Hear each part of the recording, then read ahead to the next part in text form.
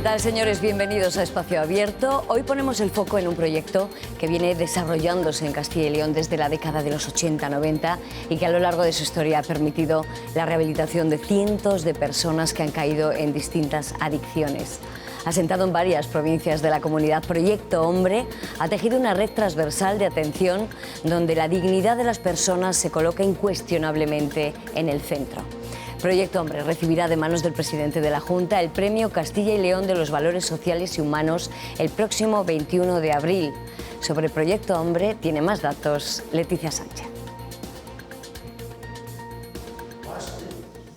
77.000 personas estaban en tratamiento en España en 2024 por consumo de alcohol o drogas ilegales, 48.000 por drogas y 28.000 por alcohol. De ellas, el 28,5% por consumos de más de una sustancia. En las últimas 3 décadas ha bajado el consumo de tabaco, éxtasis y heroína, pero ha subido el del alcohol, cannabis, hipnosedantes y el de cocaína. El alcohol sigue siendo la sustancia más consumida, con un 63,5% de la población entre 15 y 64 años que han consumido alcohol en el último mes, y Castilla y León es una de las comunidades autónomas con consumos por encima de la media. En consumo le sigue el tabaco, con una prevalencia del 33% en el último mes y con un 25% de fumadores a diario, 10 puntos menos desde 1997. En cuanto a las sustancias ilegales, el cannabis destaca como la más consumida, con un 10,5% de consumidores en el último mes y un 2,5% que lo hace de forma diaria, confirmando la tendencia creciente del consumo de marihuana. Y no deja de crecer tampoco el consumo de cocaína. Según el Informe Europeo sobre Drogas de 2025, un 13,3% de los españoles entre 15 y 64 años ha tomado cocaína al menos una vez en su vida, la cifra más alta de la Unión Europea, por encima del 9,4% de Francia y Dinamarca o el 8% de los Países Bajos. Mientras que en 1991 apenas había 1.000 personas en tratamiento por cocaína, en 2024 la cifra era de más de 24.000. A las drogas con sustancias se suman además las adicciones comportamentales o drogas sin sustancia. Cada año 5.000 personas buscan tratamiento por este motivo, en un 80% por adicción al juego. Un 9,1% es por trastornos de uso problemático de Internet, móviles o dispositivos electrónicos, redes sociales o videojuegos. El 3,6% por adicción a las compras y el 3,6% por adicciones relacionadas con el sexo. En 2025, un 4,1% de los estudiantes entre 14 y 18 años presentaba un posible trastorno por uso problemático de pornografía. Se triplica la atención por el uso problemático de pantallas. En Castilla y León, 902 adolescentes participaron en 2025 en programas frente a consumos problemáticos, 122 por adicción a las pantallas. Aunque es el juego el principal problema, las apuestas online crecen a un ritmo del 20% anual. Pero la última encuesta deja también datos esperanzadores. El consumo de drogas entre adolescentes de 14 a 18 años alcanza mínimos. Solo un 4,3% fuma a diario y el consumo por atracón de alcohol, que está en el 24%, es la cifra más baja desde el año 2000. Los datos son tozudos y esa es nuestra realidad. Pues a lo largo de los años, Proyecto Hombre ha evolucionado con la sociedad y ha desarrollado innumerables planes que van más allá de la rehabilitación de adicciones tradicionales, como hemos visto. La prevención y la especialización en colectivos, como jóvenes o mujeres, dan buena cuenta de esta atención integral. Bueno, pues tenemos la suerte de contar con quien fundó Proyecto Hombre en Salamanca, pero que desde el año 2023 es el presidente de la Asociación Proyecto Hombre en toda España. Manuel Muiños, bienvenido y muchas gracias por estar con nosotros. Gracias a vosotros por invitarme a compartir este ratito aquí. Bueno, yo no sé si tiene razón esa reflexión que yo he hecho al principio, de que al final Proyecto Hombre se ha ido teniendo que adaptar a las necesidades de la sociedad y cómo han evolucionado esas adicciones a lo largo del tiempo, desde su origen, ¿no? No nos ha quedado otro remedio. Tenemos que dar respuesta a las necesidades reales. No vamos a ir con el pie cambiado, ¿no? Entonces, o te renuevas y si no es imposible responder a ese evolucionar en el tiempo y en el espacio del consumo y de las adicciones en general. Hablábamos de drogas en aquellos años, hoy hablamos de adicciones, lo cual ya nos dice que todo ha cambiado mucho, ¿no? Cambian las drogas, pero no cambian los adictos. Por supuesto, porque somos humanos y mientras seamos humanos seguiremos teniendo las mismas dificultades, los mismos problemas y tendremos que dar respuesta a todo eso, porque al final nosotros entendemos que el problema está en la persona. Entonces, con adicción o sin adicción todos tenemos problemas. Una cosa es cómo gestionamos y resolvemos y eso es lo que nos lleva o no a vivir dependiendo de una sustancia o de una adicción en la vida, ¿no? Se hablaba en el informe de cómo casi surge esa adicción desde el tabaco de los años 60, 70, la época dura de la droga en Galicia, precisamente con la heroína. ¿Ha cambiado el consumo? ¿Cuáles son las adicciones que están preocupando ahora mismo en el 2026? Desgraciadamente yo creo que nos preocupan en función de la moda y de lo que llama la atención, y eso es un peligro, porque nos centramos en nuevas adicciones que están apareciendo, que son incipientes, y nos olvidamos de las que realmente llevan ahí años y que siguen minando y generando problemas en nuestra sociedad, en todas las personas, ¿no? Pero es verdad que ese cambio de aquellas drogas con sustancia a las adicciones sin sustancia, hablábamos ahí de las pantallas, de todo este... Pues claro, esto complica mucho las cosas. ¿Ha evolucionado, ha derivado? Sí, porque en aquellos años que empezábamos ni siquiera nos planteábamos tener médico, luego ya sí, evidentemente, pero es que ahora tenemos que contar con psiquiatras que nos apoyen y demás en los equipos interdisciplinares y demás, porque si no, ¿qué hacemos de nuestra vida? Porque el tema de la salud mental asociada al consumo también está muy presente y esto nos está poniendo encima de la mesa y esto hay que trabajarlo. Hay mucho que desgranar y desbrozar cada día. Sí, además son retos que vienen muy deprisa, nos adelantan por la derecha, por la izquierda, por arriba, por abajo, porque vamos muy deprisa en esta sociedad que nos toca vivir. ¿Y quién es capaz de echar el freno y de poner un poco de orden y parar para decir, oye, vamos a plantearnos la vida de otra manera, ¿no? Porque en el fondo es qué estamos haciendo con nuestras vidas para que esté repuntando de una manera tal el mundo de las adicciones. Claro. Porque la realidad es que va en aumento. El año pasado atendíamos a 17.000 personas en Proyecto Hombre, estamos en 20.000. Algo no va bien. Algo no va bien. Claro. Hay mucho de lo que hablar, por delante mucha conversación, pero sí que nos gustaría hablar precisamente de esa oportunidad que ha dado para muchas generaciones la existencia de Proyecto Hombre. Hemos querido conocer más a fondo cómo llegó a Castilla y León, la evolución que ha experimentado a lo largo de estas décadas y el trabajo que se está desarrollando a día de hoy en los distintos centros que Proyecto Hombre tiene en la comunidad. Es un trabajo de los servicios informativos de Castilla y León Televisión.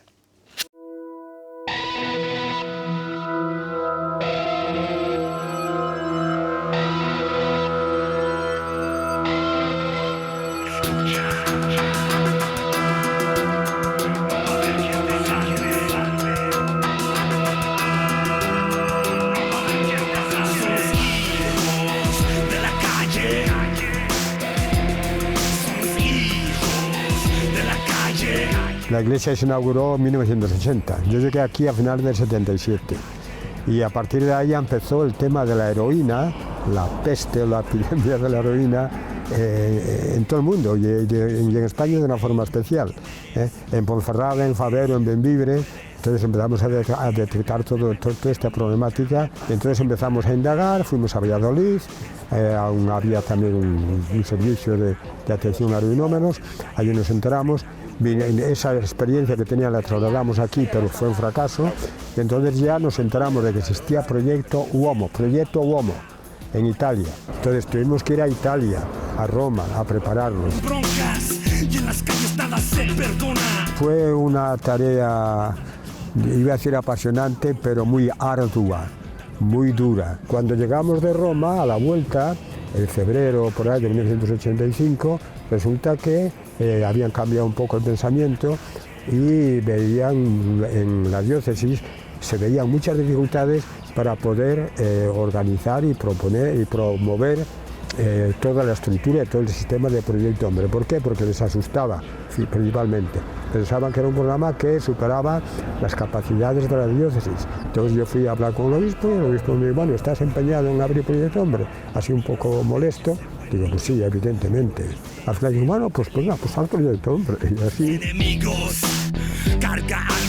La primera persona, curioso, era una persona que venía de Ámsterdam, de Holanda, drogadicta a fondo, a tope, también implicada a nivel de delitos, porque de la gran parte de los drogodependientes en aquella época, pues al mismo tiempo tenían causas penales por robos, por atracos y por todas estas cosas. Vino y fue la primera persona el día que abrimos el 9 de septiembre de 1985 en Cubillos. Ya estaba ella esperándonos y fue la primera. Y también fue la primera que se rehabilitó, después también fue terapeuta de Proyecto Hombre. Al final la pobre mujer se nos murió de sida.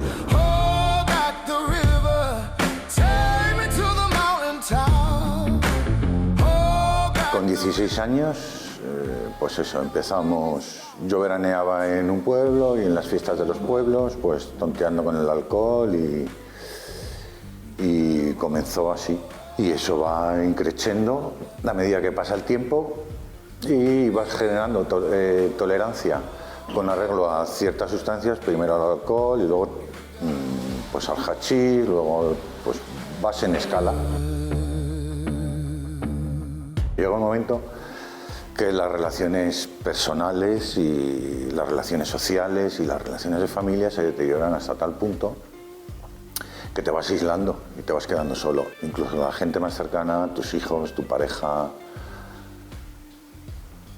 tus hermanos, tus padres, todos tienen una vida. Entonces llega un momento que dicen, macho, hasta aquí. Ese sentimiento de soledad, grave y profundo, es el que te dice, o una de dos, o pides ayuda o ya sabes dónde, cómo acaba tanta gente, ¿no? Tantas personas. Fue un día que fue un consumo exagerado y llegó mi hijo a casa y ya digo, no, esto no puede ser. Y llamé a Manolo y bueno, como ya había habido un previo y me había echado para atrás, no me dejó ni que me moviera. A los 4 días dijo, tú para adentro.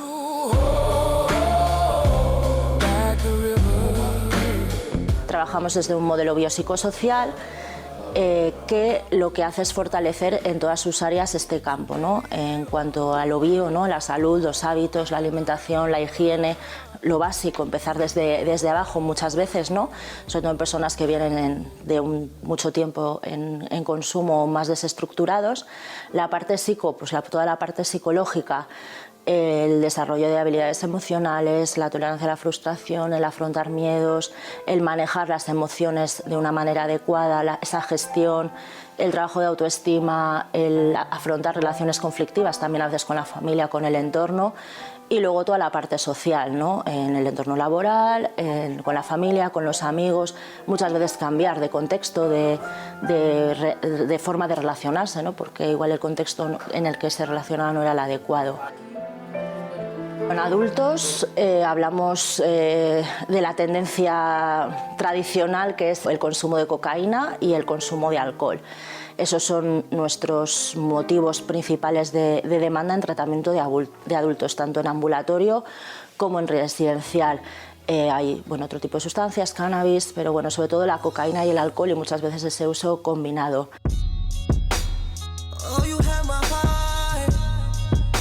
Muchas de las personas que vienen a tratamiento realmente consumen únicamente los fines de semana o consumen en circunstancias concretas, no todo el tiempo. Entonces la percepción de para tener una adicción es que tengo que estar consumiendo en todo momento, a todas horas, haber perdido el control en todas las áreas de mi vida, pues es algo que hace que baje la guardia, que se tarde muchísimo más en venir, en pedir ayuda y en hacer un cambio.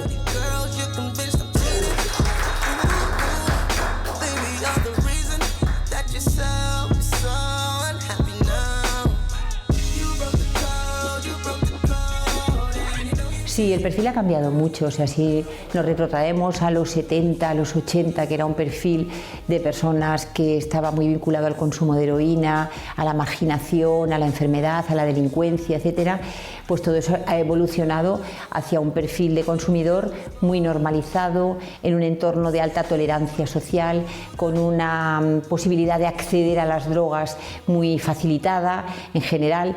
Entonces sí que es verdad que los perfiles son sustancialmente diferentes. Más luego se añade todo el mundo virtual. Los menores son un grupo de alta vulnerabilidad y carne de cañón, ¿no? Tanto en el consumo de sustancias como en toda la fenomenología que está vinculada con las redes sociales, con el juego online, etc. Y después, sobre todo después de la época de pandemia, sí que hemos visto que ha habido una evolución en la población juvenil hacia problemáticas, digamos, que conectan con problemas de salud mental, ¿no? Con una falta de sentido de la vida, con procesos de angustia, con ideaciones suicidas. Entonces, toda esta problemática en la que además se pueden incorporar el consumo de sustancias, pues nos preocupa muchísimo. Es algo que estamos viendo, llevamos años trabajando en ello y es la tendencia que está aumentando. Por ejemplo, en nuestro recurso de Proyecto Joven, en las personas que hacen demanda por adicción o por mal uso a nivel comportamental, llegaría a un 60% problemas de conducta, de comportamiento y mal uso de las tecnologías.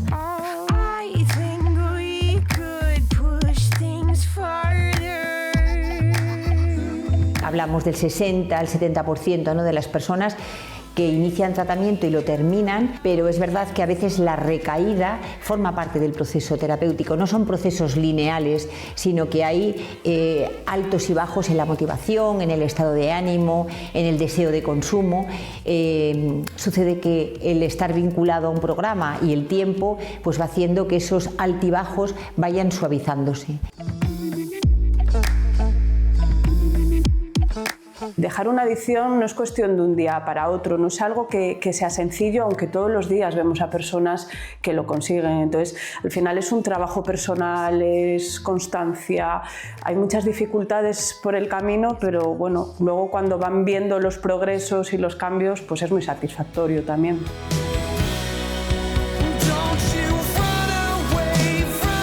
Descubres que eres un ser, joder, que es que los seres humanos somos maravillosos, por decirlo de alguna manera, ¿no? Te das cuenta que eres un tío que vale, que te gustas, que te empiezas a gustar a ti mismo. Ahí es cuando te das cuenta qué es lo que tienes que hacer, qué es en lo que tienes que trabajar.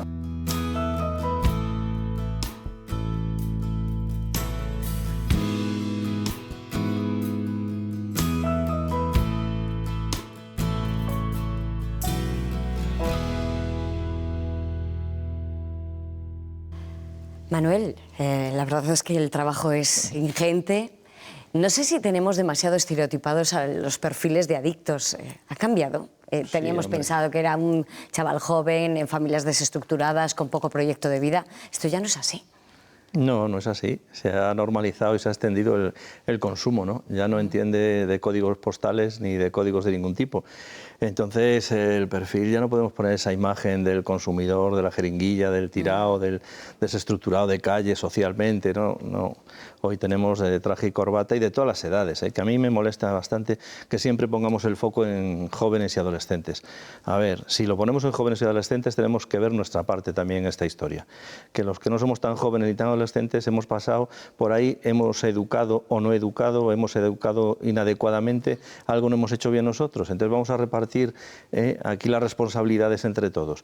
Pero evidentemente el perfil es otro. El joven adolescente de unas cosas, el adulto, el maduro de otras, ¿no? El alcohol está en los jóvenes y en los no tan jóvenes. El hachís y la marihuana también, los hipnosedantes y otro tipo de medicaciones que están por ahí también son un consumo solapado y encubierto muchas veces. En el tema mujeres habría mucho que hablar sobre esos consumos. En los ancianos que sienten el fracaso y que viven, cuidado con los mayores que están consumiendo también, ¿no? Entonces, cualquiera podemos tener un caso cerca el o otro podemos puedo caer ser incluso. yo, eso lo repito hasta la saciedad, el otro puedo ser yo, porque además nadie está libre de que en un momento dado todas las circunstancias se te agolpen de repente, te pille flojo por el motivo que sea y seas incapaz de afrontar y de enfrentar esa realidad. Entonces, el problema está en mí como persona, en mis fortalezas, ¿no? Porque ver mis defectos, mis fallos, mis errores y tal, tendemos mucho a ello, pero el ser capaz de poner en valor lo bueno que tengo para optimizar mi persona y poder afrontar la vida y disfrutarla de una manera sana y saludable, es un problema también de educación de fondo desde abajo arriba. Y la asunción quiero decir, cuando somos conscientes de que necesitas ayuda, que tienes una adicción, pasa mucho tiempo. ¿Por qué? ¿Por qué tardan tanto en llamar a la puerta de Proyecto Hombre? Tardan porque hay miedo, hay desconocimiento, hay sentimiento de culpa, hay vergüenza, hay muchos sentimientos que están ahí y todavía hay mucho rechazo y mucha estigmatización, ¿no? Parece que somos muy solidarios, que hablamos mucho de respeto, de tolerancia, de escucha, de acogida, se nos llena la boca, pero luego, a la hora de la verdad, cuando tienes delante de ti a un ser humano reventado por el mundo de las adicciones, ¿qué haces con él? Y cuando es en tu propia familia, que juegan también tus sentimientos respecto a ese hijo, a esa pareja, a ese hermano, a quien corresponda, ¿no? Bueno, pues veíamos ese caso de que ya cuando la familia más cercana ya te dice, ya, parece que es como cuando cambia el chip y dice, bueno, espera, sí, pero la ahora familia es el tarda momento. en decirlo muchas veces, ¿no? Porque la familia resiste, aguanta, ¿no? Perdona, tiene una esperanza de cambio y, claro, y no sabe tampoco muchas veces cómo afrontar y cómo entrar en ese problema, ¿no? Ya. Manuel, ¿qué parte de responsabilidad tiene la sociedad en general? Porque he escuchado muchas entrevistas en las que dices, es que hemos normalizado el consumo de ciertas drogas, sobre todo las legales. El consumo del alcohol está tan normalizado, tan estereotipado, pero es verdad que ya es una práctica casi cultural que también está dejando que la sociedad le lleve a esos derroteros. En la sociedad tenemos mucho que decir y mucha de responsabilidad, todos y cada uno de nosotros, ¿no? Porque hemos entrado en una permisividad y una normalización que hace invisible la presencia de las adicciones, ¿no? Porque, antes señalabas con el dedo a quien tenía un problema de alcohol, hoy no vas a andar señalando porque te volverías loco, ni alcohol ni otras sustancias. Y además, bueno, pues si lo hace es su problema y nunca queremos implicarnos ni corresponsabilizarnos de la realidad en la que nos movemos, ¿no? Nos estamos volviendo como muy individualistas, cada uno mirando para sí mismo y olvidándose del resto. Y claro, o entendemos que somos equipo y hacemos equipo como personas, como sociedad, o estamos perdidos. Y una sociedad que es incapaz de ver esto y de afrontarlo va a ser muy difícil que sea capaz de reinsertar y de acoger y dar esa oportunidad de volver a ver a esa persona instalada de nuevo de una manera adecuada en medio de toda la sociedad, ¿no? Hacer que cale en la sociedad ese mensaje. Una sociedad que es más hoy en día del tener que del ser, eso es deshumanizar claro. Un poco el entorno, sí, las personas. Lo deshumanizamos desde el momento en que estamos solo fundamentados en datos y estadísticas. Este mismo lo vemos, el informe, ¿no? Son datos, esto, pero detrás de eso, ¿qué hay? Seres humanos, personas con sufrimientos, con agobios, con angustias, con una carga emocional que son incapaces de gestionar. Tengo un ser humano delante, tengo una persona, no tengo un tornillo que aprieto o aflojo, ¿no? Hay mucho más. Entonces, ahí sí que tenemos una tarea por delante. Y que no hay fórmulas mágicas, porque cada persona es un mundo y cada uno necesitará pues, su propia... Fórmulas mágicas proceso no hay, de rehabilitación. Pero desde luego, si no partimos de un encuentro con la persona, si no somos capaces de acompañar, de escuchar para entender y no solo para responder, sino para aceptar, acoger y ponerle delante unas herramientas que le ayuden a cambiar, si no rehumanizamos a la sociedad de hoy, ¿qué hacemos? Porque necesitamos resentimentalizar y rehumanizar mucho esta sociedad. Bueno, es cuestión de un poco de valores y de principios que parece que estamos perdiendo por el camino, que estamos haciéndonos mucho más materialistas. Estoy de acuerdo con lo de los valores y que perdemos, pero yo creo que perdemos más capacidad de sentir, ¿no? Es decir, sentir al otro y sentir que el otro puedo ser yo y formar, el otro puedo ser yo y qué puedo hacer yo por esta persona. Y no queremos sentir, porque sentir muchas veces implica sufrir, implica pasar por, no sufras, no lo pases mal, y estamos como descafeinando todo y haciéndolo todo tan vacío, pero vamos a ver que es que forma parte del proceso de la vida el sentir y el sentir todo lo que sientas. Ahora, ¿cómo gestiono esos sentimientos? Eso es lo que tengo que aprender. Claro. Que es un reeducarnos en los afectos y en los sentimientos para poder afrontar y gestionar, porque escapar, ¿a dónde nos lleva? Pues a escapar nos lleva a todo este tipo de situaciones, ¿no? Entonces, nuestra sociedad de hoy necesita profundizar y volver al yo desde el corazón y con el corazón, ¿no? Pero al yo para el nosotros, porque muchas veces es yo, y si es que yo no estoy bien no te puedo ayudar a ti ya, pero a ver, ¿y cuándo vas a estar bien ya de una santa vez? ¿Cuándo vas a empezar a dejar de pensar en ti mismo? Porque entramos en un yo-yo y jugamos al yo-yo continuamente y al final esto nos hace daño a todos, ¿no? Es cierto que hablamos de la rehabilitación y nos parece un proceso casi farmacológico, es decir, pues es un tratamiento y ya está, pero va más lejos, allá. Forma parte, a ver, y es necesario el apoyo, lo dije antes, ¿no? Del médico, del psiquiatra, Claro. por supuesto la farmacología, pero la ayuda no es sustituir una cosa por otra, sino hacemos un pan como unas tortas, pero ese proceso de cambio en la persona lleva mucho más allá, lo decía la presidenta presidenta del Proyecto Hombre León, El Bierzo, ¿no? Es desde, perdón, Marta de Burgos, desde un enfoque biopsicosocial, ¿no? Pues claro, desde todas las áreas, de todos los ámbitos, coger a la persona en su totalidad, no en parcelas. Y es que interactuamos en todo, ¿no? Y son muchas las circunstancias y situaciones que nos llevan a esa realidad de la adicción. Entonces, ahí tenemos que llegar.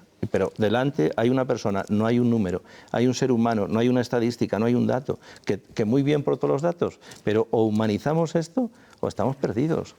Al final es verdad que habéis hilado un entramado de profesionales que hacen esa labor de eso, de envolver a esa persona y de darle las cuestiones que no han encontrado fuera. Ese es un poco el éxito de Proyecto Hombre, el conseguir empatizar con la persona que tienes delante. Eso es lo primero. Lo primero es que la persona no se sienta culpable y sea capaz de perdonarse a sí mismo, encontrar ese perdón para hacer el cambio, ¿no?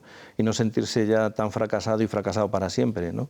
Entonces, el éxito está en que la persona está por encima de todo y entonces dejamos de lado todo lo demás. Tengo un ser humano delante. ¿Y qué hago con ese ser humano? Acompañarle, ayudarle a crecer, darle unas herramientas para que sea capaz de utilizarlas. No las voy a utilizar yo por él, por esa persona, sino que esa persona las tiene que saber utilizar para poder ser autónomo, independiente de sustancias y de todo lo que sea necesario, o sea, vivir por sí mismo. Claro, eso lleva su tiempo, lleva su trabajo y lleva todo un proceso. Pero como vivimos un mundo de tanta prisa, no tenemos tiempo ni para eso. Pues, ¿verdad que siempre queremos poner fecha? Podía preguntar, ¿cuánto tarda un adicto a algo en rehabilitarse? No hay fechas. Esa es la pregunta que todos hacen cuando llegan.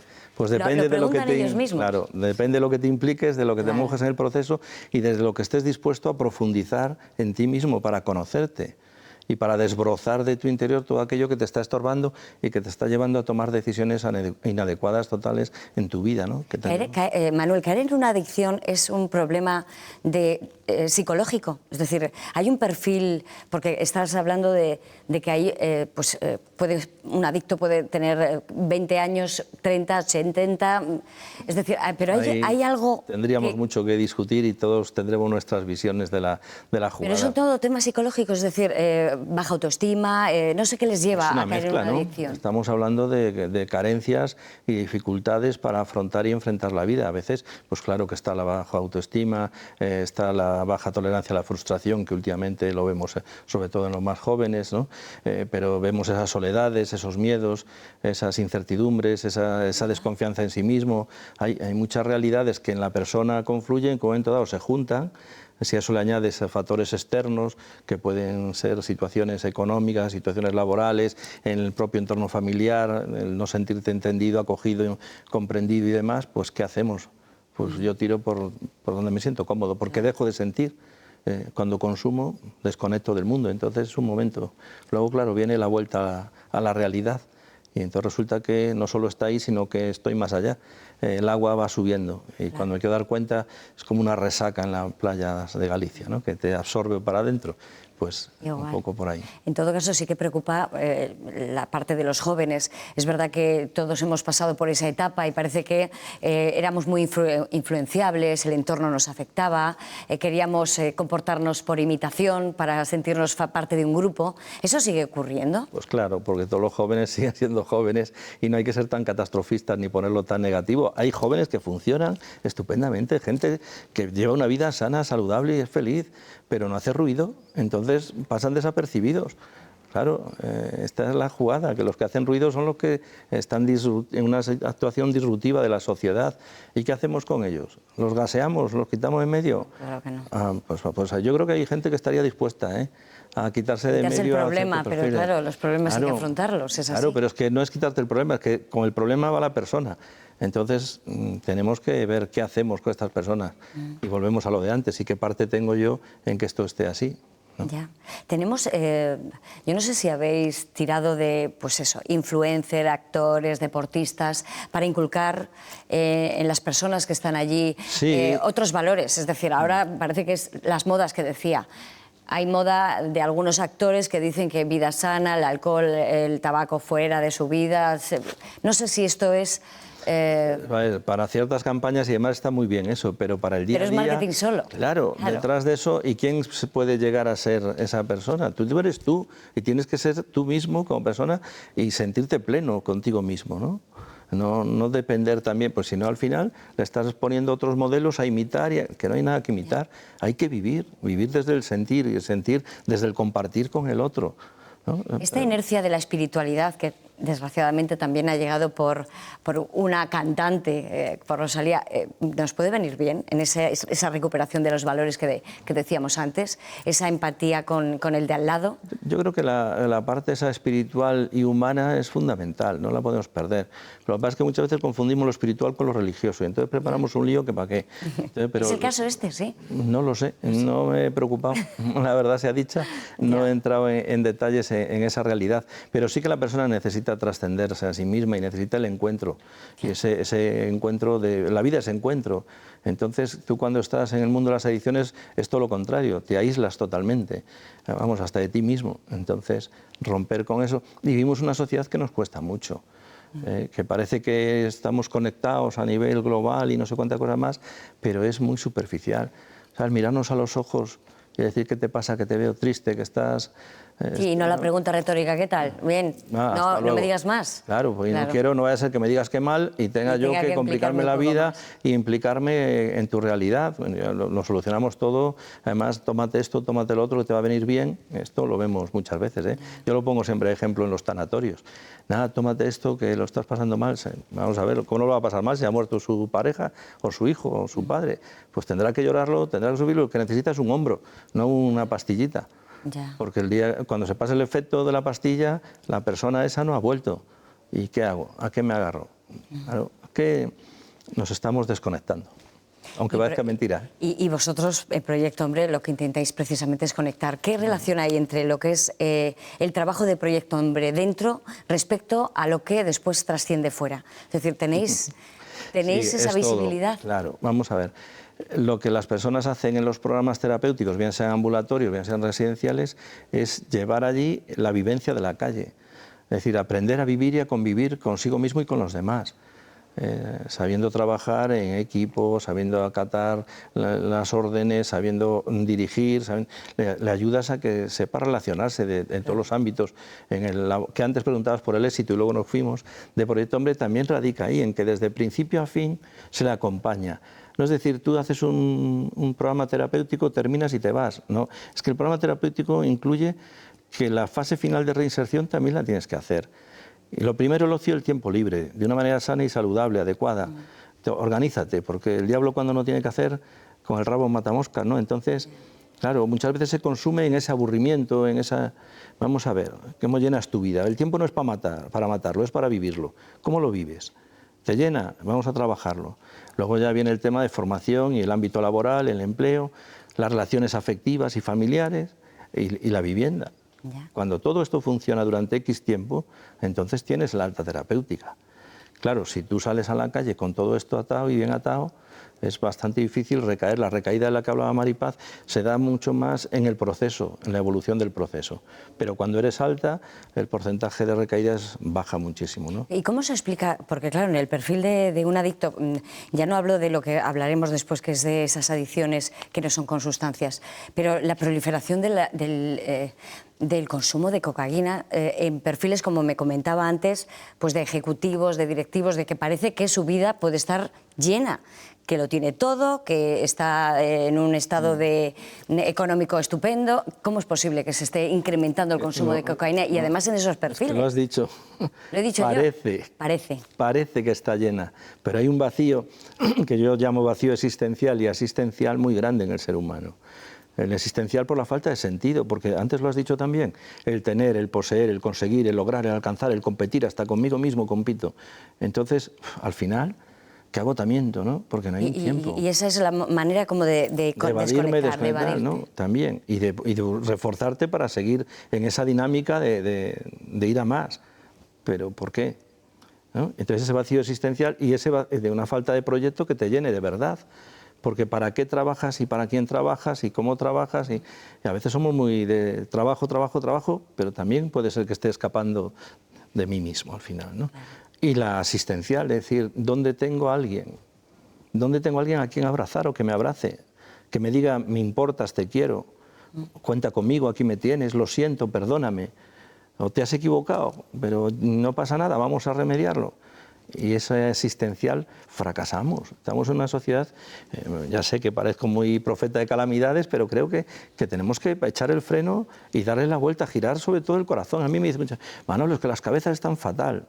Yo, sí, las cabezas están fatal, pero el problema es cardíaco, porque nos falla el corazón, nos falla la capacidad de sentir y de sentir al otro como algo mío y de sentirme parte del otro. Entonces, cuando mi corazón no me permito el amar, el querer, el compartir, el ser y el estar, pues claro que la cabeza me da vueltas y se me va. Porque... Ese es un poco el germen de la problemática que parece que es la pandemia de este momento, que es la salud mental. Por eso habéis hecho esos programas duales, sí. Porque ya todo viene dado, no solamente es la adicción, sino los casos de salud mental que hay que gestionar de forma conjunta. El 50% de las personas que vienen a Proyecto Hombre, que acuden pidiendo ayuda, tienen un problema de salud mental, en mayor o menor gravedad. Pero ya hablamos de un porcentaje elevado de salud mental y tenemos plazas específicas para personas con problemas de salud mental y adicciones. Y claro, complejiza mucho todo el proceso, porque requiere mucho más acompañamiento, más profesionalización, más capacidad de respuesta. Y cuando digo más profesionalización me refiero a ese ámbito más de salud mental, porque el resto tengo claro que tenemos formación y la vamos haciendo cada día más y mejor en todo lo posible, porque así nos lo demanda la realidad, ¿no? No podemos estar haciendo terapias de hace 40 años, ¿no?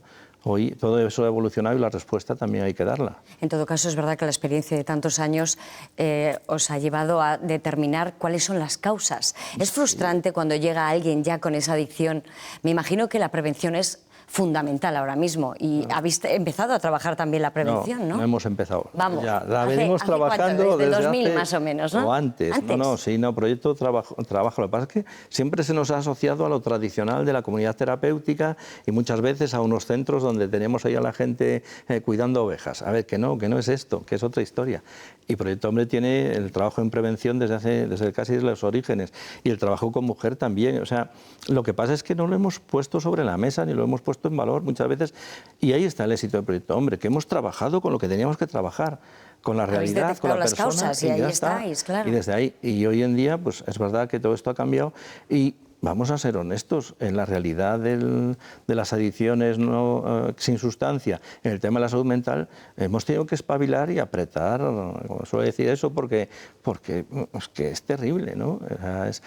Hay que dar una respuesta tan rápida. Y nos ha pillado a gatas, por no decir en pañales, a todos. No hablo solo de lo que puedes avanzar tú como fundación. Y desde ahí también hay que tener en cuenta los recursos con los que contamos. Que progresamos adecuadamente, sí, pero con los niños en el colegio necesitamos mejorar. Esa era un poco mi pregunta, si no os estáis exigiendo demasiado como fundación, porque al final no dejáis de ser una fundación, cuando tiene que dar respuesta también las administraciones a este tipo de problemas complejos. Vamos a ver, Entiendo que haya una colaboración, pero el peso en las espaldas de Proyecto Hombre de tal manera me parece un poco injusto. No, vamos a ver, yo creo que la exigencia no está reñida con el cariño, se lo digo a los chicos, porque somos muy cañeros y muy exigentes muchas veces. Y si no nos exigimos a nosotros mismos, mal vamos. Ya. Y si no nos queremos a nosotros mismos, también. Entonces, con las administraciones, puedo hablar a nivel nacional, pero a nivel de Castilla y León sobre todo, necesitamos mejorar, por supuesto, pero hemos ido mejorando en el tiempo, desde los años aquellos en que empezó Proyecto Hombre hasta hoy en Castilla y León, hemos evolucionado mucho y siguen respondiendo las instituciones, ¿no? No podemos quejarnos, pero sí podemos demandar y pedir más. ¿Y por qué? Porque necesitamos responder. No es porque queramos más sobre lo que tenemos, sino que a más demanda, más respuesta y mejor respuesta. Y la demanda, entonces, has comentado, ha ido incrementándose año tras año. Además ha cambiado y el tema a mí me preocupa, insisto mucho, en salud mental, porque solo lo sabe quien lo pasa, quien lo vive, quien lo sufre de puertas para adentro y muchas veces con más miedo que vergüenza y con vergüenza y miedo a la vez, porque es duro. Y ahí sí que pilla, si a nosotros profesionales nos cuesta, a una familia que no sabe dónde le ha caído esto, que no está preparada, que no tiene capacidad de respuesta, muchas veces padres mayores que no saben, no han oído hablar de esto en su vida, estas realidades, y de repente se encuentran eso, ¿qué haces? Con unos miedos dentro, con una angustia, un sufrimiento.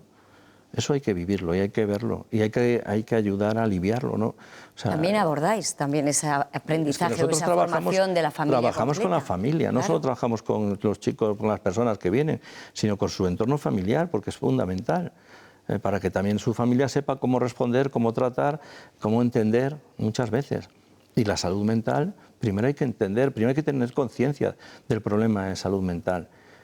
Y tomar esa conciencia, decirlo es muy fácil, pero asumirlo y ser consciente que tienes una situación mental diferente y que no por eso eres ni mejor ni peor, pero que necesitas otro tipo de respuesta y de acompañamiento y demás, claro, es duro para quien la padece y duro para quien le acompaña en ese entorno, ¿no? Entonces, hay que exigirse para estar ahí. Claro, no sé si, me decía, cuando llegan te dicen cuánto van a tardar en rehabilitarse. No sé si llegan con la sensación de que ya no hay un camino de retorno, que cuando es uno adicto siempre será un adicto, que siempre se dice, el que ha sido fumador va a ser fumador toda la vida, no lo sé si y es yo, así. que soy muy antiguo, hice EGB, repetí octavo de EGB y no soy un fracasado escolar. Denos esperanza. Bueno, claro, es que hay que tener esperanza. Y, hombre, si no creyéramos en el cambio, yo no estaba aquí, ¿eh? Uno tiene un espíritu de sacrificio por lo que es, pero tampoco es un masoca de la vida que diga, ala, flagelarme aquí todos los días con esto que no hay futuro. No, yo he visto, y todos hemos visto, personas que cambian, personas que se rehabilitan, que recuperan, y que es una gozada ver ese entorno de esa persona y su entorno familiar y social, ¿no? Pues yo siempre digo que Proyecto Hombre no es un gasto, es una inversión. Pues, y una inversión no solo a nivel económico, porque enseguida nos vamos a los números. Yo voy a ir, ¿eh? Ya puedes ir a todos los números, pero conmigo lo tienes claro, yo soy de letras y de sentimientos y de corazón. Entonces, ¿qué pasa? Que esa persona, claro, una persona que consume 200, 300 euros diarios, ¿de dónde lo saca? ¿Qué supone eso para esa persona, para su familia, para la comunidad de vecinos, para el barrio, para el pueblo, para la calle esta peatonal donde están todos los comercios, donde tiene que trabajar, entre comillas? Claro, cuando esa persona se rehabilita, todos también tiene que hacer una labor de reinserción, que claro, esa también la trabajan desde Proyecto claro. Hombre. Sí, pero, porque no es que se rehabilite de la adicción que tiene, sino que después tiene que recuperar su vida. Por supuesto, claro. Y ahí también están, tema económico, tema laboral, tema antes familiar. Lo decía, ¿no? Cuando todo eso está situado y trabajado es cuando eres alta terapéutica.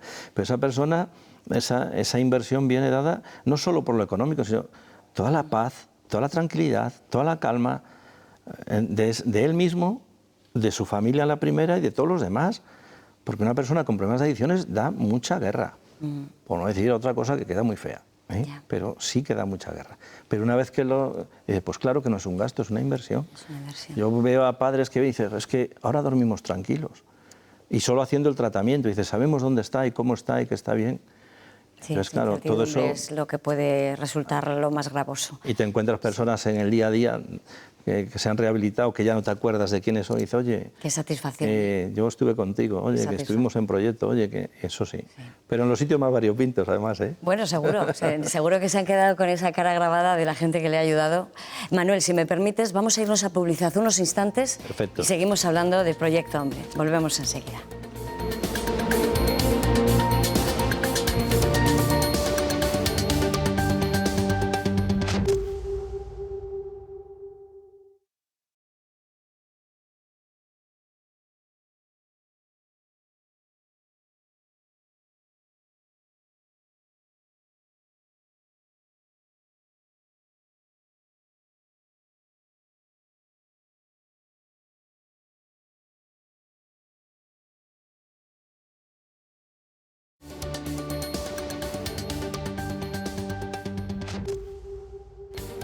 Ya estamos de vuelta en Espacio Abierto y estamos hablando de Proyecto Hombre y lo hacemos con el presidente de la Asociación de Proyecto Hombre en España, Manuel Muiños, que nos está dando una lección de corazón, que hablábamos fuera de cámara, que lo que tiene en claro de Proyecto Hombre es para quién están trabajando, decíamos, ¿verdad? Y es fundamental, es que si perdemos el para quién, olvídate de lo demás, ¿no? Y yo he visto entidades que han ido girando en función de las subvenciones y de las ayudas. Esto no pasa en Proyecto Hombre y que no pase, ¿no? Y hay que velar por ser auténticos en la medida de nuestras posibilidades. Es verdad que necesitamos vivir, necesitamos todas las ayudas y por haber, pero no podemos trabajar en función de la subvención o de la ayuda, sino en función de esa persona que tenemos delante. Y tendrá que ser la Administración quien se adapte a esta realidad y a esta necesidad. En todo caso, Proyecto Hombre tiene un elenco absoluto, una nómina de profesionales que, claro, que están trabajando a diario, que tienen que cobrar, evidentemente, claro. Y también hay que mantener lugares donde estas personas se sientan cómodas, tengan su día a día espacio adecuado y cómodo. Por lo tanto, ¿cómo se financia Proyecto Hombre? No puede ser solamente de las cuotas. No, no hay cuotas, es decir, hay instituciones públicas, privadas, hay socios colaboradores y demás, y hay aportaciones voluntarias de la gente, ¿no? Entonces, claro, sin eso no es imposible vivir. Y luego además que la realidad ha ido cambiando. Hace 40 años era otro tipo de... Hoy tenemos que dar otra respuesta. Y es que es así, hoy hay que pensar en mucho más especializada, claro. Y con un espacio muy diferente. Cuando Isaac Núñez empezaba, pues prácticamente, como quien dice, eran habitaciones de bastantes personas. Hoy eso es impensable, hoy ya es que, claro. Afortunadamente hemos ido como decíamos al inicio de la entrevista, claro. Es que habéis ido evolucionando. Claro, y hay que seguir evolucionando, y eso necesita una ayuda económica para poder dar esa respuesta. Pero el para quién es clave, es decir, toda ayuda es en función de dar una respuesta más adecuada y mejor a la persona que la demanda, ¿no?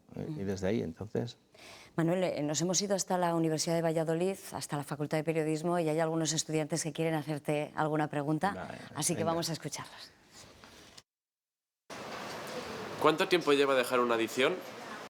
Esa es la pregunta del millón, lo hemos comentado, ¿eh? Claro, el tiempo, no hay un tiempo estipulado, que va a ser en función también del tiempo que lleves, dependiendo de esa adicción.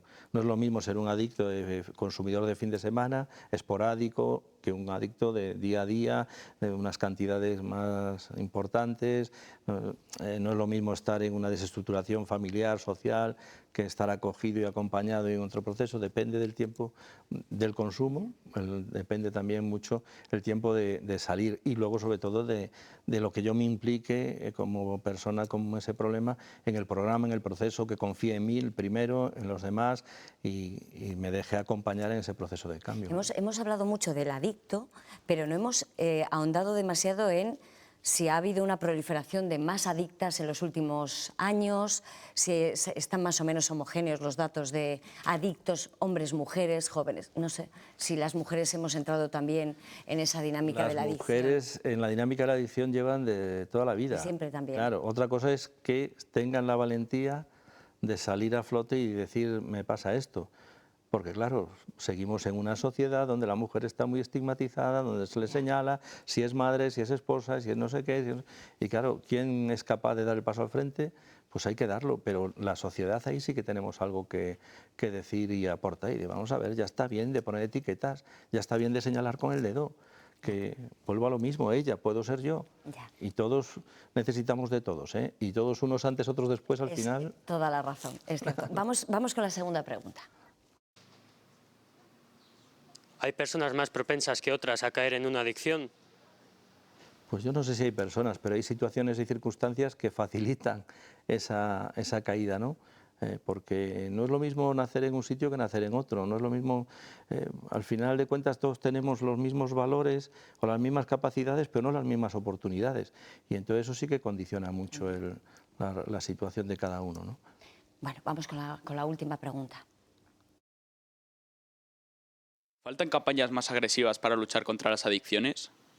Bueno, esto de como las campañas contra los accidentes de tráfico, no sé si se han producido en los últimos tiempos alguna campaña que te abra los ojos y te diga... Yo creo que no. Que no ha habido una campaña, y que además yo creo que esas campañas agresivas se vuelven en contra, ¿no? Porque de repente sí te da un fogonazo, pero luego ves que no es verdad. Y entonces, pues normaliza. Eso es como cuando eras niño y te decían, como te tragues el chicle, se te pegan las tripas y te mueres. Cuando tragabas el primer chicle, estabas media hora esperando la muerte ver, ahí. Si había reacción. Luego decías, oye, no pasa nada, y ya te tragabas todos los chicles del mundo. Pues es aquí, verdad que hay veces que no son tan efectivas como pensamos. Claro, entonces yo creo que hay que hacer otras campañas de formación, más que de información, de ese acompañamiento, y necesitamos tiempo. Y parece que no, que lo que lleva tiempo no sirve. Y tienen que ser programas terapéuticos muy rápidos, es que queremos sembrar hoy y cosechar ayer, y esto va a ser que no, por mucho que nos empeñemos. Manuel, se nos está yendo el tiempo, pero no quería dejar de preguntarte por la figura del voluntario. Porque es verdad que siempre oímos, bueno, los voluntarios siempre reciben más de lo que dan. ¿Es en realidad así? Porque es verdad que es un colectivo muy difícil. No es lo mismo pues, que cuidar a ancianos. Es que esto es muy difícil para ser voluntario. Para quien no lo conoce es difícil, para quien lo conoce engancha. Y esto es un enganche positivo y bueno, ¿vale? No como el de las adicciones. Me alegro que me preguntes eso porque pensaba yo decirlo, digo, lo tengo que meter. Pues te queda un minuto. Pues un minuto. Sin voluntariado, Proyecto Hombre se va al traste. Así de claro. Y ya lo pueden meter en la cabecita todos los intelectuales y biprofesionales y todas las instituciones públicas y privadas. Sin voluntarios no hay este programa. Proyecto Hombre es un método educativo terapéutico y dentro de lo educativo está el voluntario, que trae savia nueva, que habla otro lenguaje, que acompaña. No nos asfixiéis al voluntario, dejar vivir al voluntario en Proyecto Hombre. Qué importante. Claro, lo necesitamos de mañana, de tarde y de noche. Aunque haya un profesional en la noche, tiene que haber voluntarios. Sí. Esas personas que oxigenan tanto a la comunidad y al programa, a la persona que ve que alguien de una manera altruista, que podía ser su madre, su padre, su hermano, su pareja, están allí dándolo todo, porque sí, porque les da la gana. Así, pues por favor, respetemos, queramos, cuidemos y mejoremos al voluntariado. Pues Manuel Muiños, muchísimas gracias. Estaremos el día 21 acompañándote. Habrá muchísima gente que esté acompañándote cuando recojas de las manos del presidente ese premio de Castilla y León a los valores sociales humanos. Será un honor, un placer, un orgullo. Muchísimas gracias. Gracias a vosotros. Porque sin Proyecto Hombre, pues las cosas serían mucho más difíciles. Gracias. Diferentes. Gracias. Gracias a vosotros. A ustedes, emplazarles al nuevo espacio abierto. Nos vemos el próximo viernes. Les espero. Hasta entonces, adiós.